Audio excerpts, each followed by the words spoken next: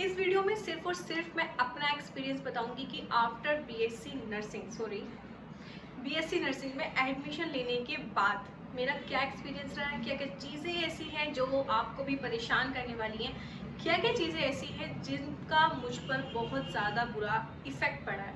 बहुत सारी चीज़ें नेगेटिव भी हैं और बहुत सारी चीज़ें पॉजिटिव हैं। पॉजिटिव चीज़ें फ़िलहाल तो मैं फेस कर नहीं रही हूँ, नेगेटिव चीज़ें ही मैं फेस कर रही हूँ। तो मैं अभी फ़िलहाल का जो एक्सपीरियंस है वो सिर्फ थोड़ा सा नेगेटिव रहने वाला है। तो वीडियो को पूरा ज़रूर देखें, लेकिन वीडियो को स्टार्ट करने से पहले आप प्लीज़ एक वीडियो को लाइक कर दीजिएगा, एक प्यारा सा कमेंट ज़रूर कर दीजिएगा कि हाँ आप वीडियो के लिए इंटरेस्टेड हैं या नहीं, या आपके मन में डाउट आता है कि नहीं कि अगर हम एडमिशन ले लेंगे तो हमारी जो रियल लाइफ होती है उस पर क्या प्रभाव पड़ेगा, क्या हम वैसे अपनी लाइफ कंटिन्यू कर पाएंगे जैसे हम पहले जीते थे। बहुत सारी चीज़ें, तो बहुत सारे सवाल आपके मन में उठ रहे होंगे। तो इन्हीं सब सवालों का जवाब देने के लिए मैंने ये वीडियो बनाया। मैं अपना रियल एक्सपीरियंस आपके साथ शेयर करने वाली हूँ, क्योंकि 2026 में अगर आप भी बीएससी नर्सिंग में एडमिशन लेना चाह रहे हैं तो आपको भी ये चीज़ें पहले से ही पता होनी चाहिए, ताकि आप अपने फ्यूचर के लिए अवेयर हो जाओ कि आखिर आपको किस तरह से खुद को ढालना है, अपना माइंड सेट करना है। क्योंकि माइंड सेट एक बहुत बड़ी चीज़ होती है। अगर आपने माइंड सेट कर लिया कि मुझे नर्सिंग के बाद नर्सिंग में एडमिशन लेने के बाद मुझे ये चीज़ें फेस करनी पड़ेंगी, तो आपकी लाइफ वैसे ही फिर उसी तरह से स्मूथ वे में चल सकती है। अगर आपको कोई ये बोल दे कि बहुत ईजी होता है, बहुत कुछ भी नहीं है, एकदम मलाई है, कुछ भी नहीं है, हो जाते हैं वही पास, हम बिना पढ़े पास हो रहे हैं, तो भाई उनकी बात भी ठीक है, वो हो रहे होंगे बिना पढ़े पास, लेकिन क्या उससे आपकी लाइफ पर, आपके फ्यूचर पर फ़र्क पड़ता है? डेफिनेटली पड़ता है। इसी डाउट को क्लियर करने के लिए और आप किसी धोखे में न रहें, इसी वजह से मैंने ये वीडियो बनाई है। मैं अपना पर्सनल एक्सपीरियंस इस वीडियो में शेयर करने वाली हूँ। तो hello friends, myself Tania Khan Saifi, और मैं एक 3rd सेमेस्टर की बीएससी नर्सिंग की स्टूडेंट हूँ एक प्राइवेट कॉलेज से। तो वैसे भी आप मुझे पहले से ही जानते होंगे, लेकिन इंट्रोडक्शन ज़रूरी है जो नई ऑडियंस इस वीडियो पर आई है। तो बात करते हैं कि मैंने क्या फेस किया जब मैंने 2024 में यूपीसी नेट के लिए प्रिपरेशन स्टार्ट की थी। जेन्युइनली मैंने बहुत ज़्यादा मेहनत की थी, मैंने गवर्नमेंट के लिए ही मेहनत की थी, मैंने बहुत दिन रात एक किया था। मैंने काफ़ी लंबे गैप के बाद मैंने पढ़ाई स्टार्ट की थी, तो उस तरह से मुझे बहुत ज़्यादा लोड भी पड़ा मेरे माइंड पर, बट फिर भी मेरे 132 मार्क्स थे इन 200। तो मेरा टारगेट भी वही था, बट मुझे प्राइवेट कॉलेज मिला, मैंने प्राइवेट कॉलेज ले लिया। हमारा 13 अगस्त को मेरी फर्स्ट क्लास थी जो कि मैंने अटेंड की। वहाँ पर सिर्फ इंट्रोडक्शन वाला डे था, तो इतना ज़्यादा कुछ फ़र्क नहीं पड़ा, पढ़ाई तो खैर नहीं हुई थी, बट इंट्रोडक्शन डे था तो वही। लेकिन पूरा टाइम सुबह से लेके जो हम बैठे रहे वहाँ बेंच पर, वो मेरा सबसे गंदा एक्सपीरियंस था। मैंने घर आकर ये बात बोली कि मैं तो कॉलेज नहीं जाने वाली, मैं तो बिल्कुल नहीं जाने वाली। बहुत ज़्यादा टायर्ड मैं फील कर रही थी। सुबह से मैं घर आई थी 5:30 बजे, तो 8:30 बजे के बाद 5 बजे आपका घर आना, 5:30 बजे, वो बहुत ज़्यादा टायर्डफुल था, क्योंकि अभी तक मैं घर पर ही रही थी, तो मेरे लिए बहुत ज़्यादा फेस करना थोड़ा सा मुश्किल था। तो कोई बात नहीं, मैं फर्स्ट डे मेरा इंट्रोडक्शन वाला था। सेकेंड डे जब हम कॉलेज गए तो हर सब्जेक्ट मतलब 5 हमारे लेक्चर लगे।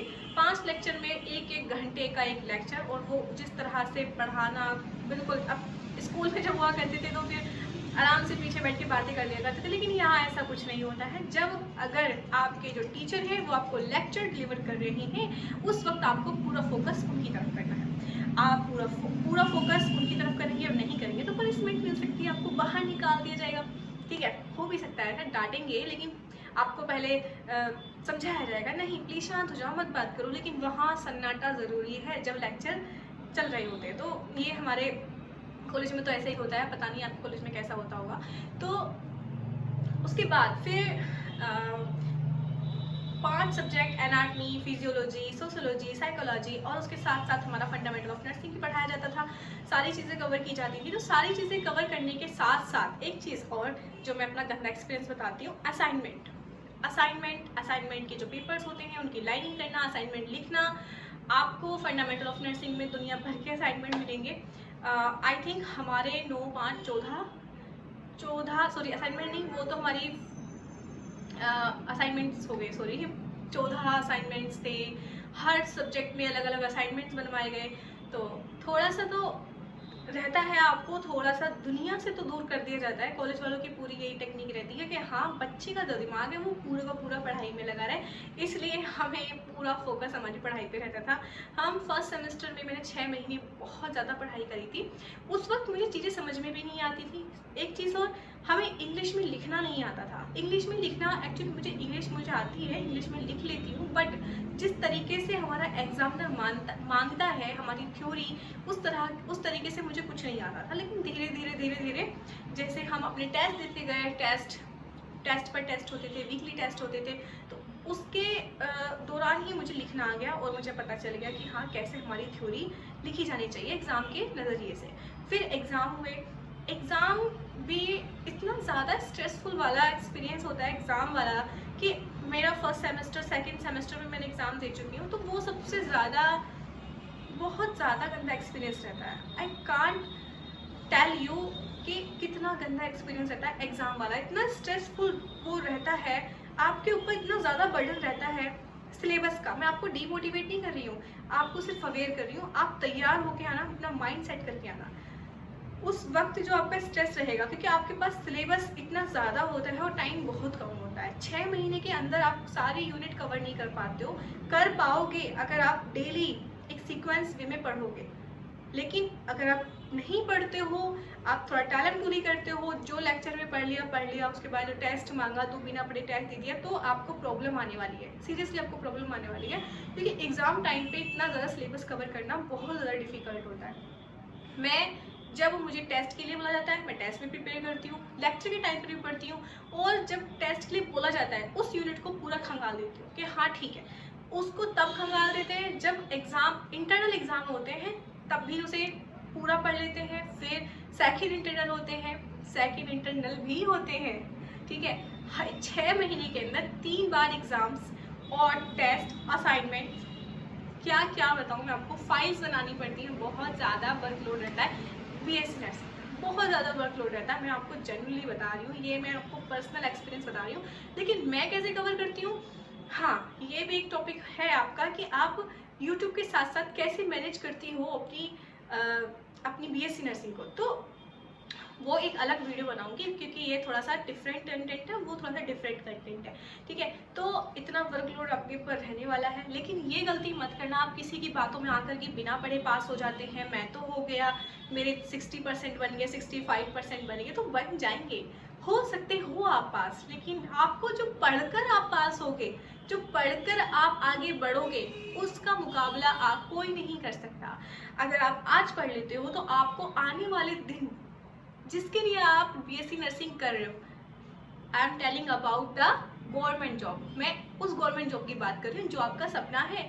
नर्सिंग ऑफिसर हो या फिर सीएचओ हो, आरआरबी हो, बहुत सारे एग्जाम्स ऐसे होते हैं जो आफ्टर बीएससी नर्सिंग आप देते हैं। बीएससी नर्सिंग करने के आप करते क्यों हो बीएससी नर्सिंग? गवर्नमेंट जॉब के लिए। और गवर्नमेंट जॉब जो मिलती है ना, वो ऐसे नहीं मिलती। गवर्नमेंट जॉब के लिए आपको डीपली पढ़ना पड़ता है। तो अभी से अगर आप सेमेस्टर में हैं, किसी भी सेमेस्टर में हैं, या आप भी एडमिशन लेने जा रहे हैं, सबसे पहले मैं आपको यही सलाह दूंगी कि आप अपना जो कंटेंट है, अपना जो भी आपका सब्जेक्ट्स रहते हैं, उनको पढ़ें। बिना पढ़े एग्जाम देने की सोचे भी मत, क्योंकि अगर आपको बीएससी नर्सिंग करने के बाद एक ही अपॉर्चुनिटी आपके पास रहती है गवर्नमेंट जॉब करने की, अच्छी खासी, और भी बहुत सारी अपॉर्चुनिटीज़ हैं, बट जो बेस्ट है वो गवर्नमेंट जॉब है। गवर्नमेंट जॉब आपको बिना पढ़े नहीं मिल सकती। आप सोच रहे हैं कि आप 4th ईयर में जाके पढ़ेंगे, या आप सोच रहे हैं कि हम लास्ट में पढ़ लेंगे, तो नहीं, अभी से पढ़ना स्टार्ट करो। आपके लिए बहुत ज़्यादा ईजी हो जाएगा अपनी गवर्नमेंट जॉब पाना।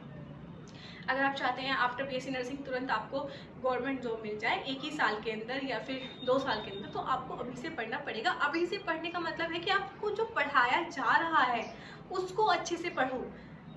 बिना पढ़े पास हो सकते हो, अगर आपके अंदर स्किल्स हैं, या आप पास हो सकते हो। लेकिन जो चीज़ आपको बीएससी नर्सिंग के बाद चाहिए, वो आपको अभी से शुरू करनी पड़ेगी। तो ये है, मैं अपना जो रियल एक्सपीरियंस बताऊँ। हाँ, मैं पढ़ती हूँ, मैं सारे सब्जेक्ट्स को अच्छे से लेती हूँ। कुछ सब्जेक्ट्स ऐसे आ जाते हैं जो मुझे बिल्कुल पसंद नहीं रहते, लाइक बायोकेमिस्ट्री है, या फिलहाल मेरा एडल्ट हेल्थ नर्सिंग चल रहा है। एडल्ट हेल्थ नर्सिंग हमारा बहुत अच्छा टॉपिक है, बहुत अच्छा हमारा सब्जेक्ट है, लेकिन फिर भी मैं नहीं फोकस कर पा रही हूँ उस पर। कुछ आ जाते हैं ऐसे ऐसे सब्जेक्ट जो आपको पसंद नहीं है, बट आपको पढ़ना उसे भी पड़ता है, ठीक है। तो इसलिए बिल्कुल अपना माइंड सेट करके आए। अगर आप बीएससी नर्सिंग में आना चाहते हैं तो बहुत अच्छे से अपने आप को प्रिपेयर करके आएँ।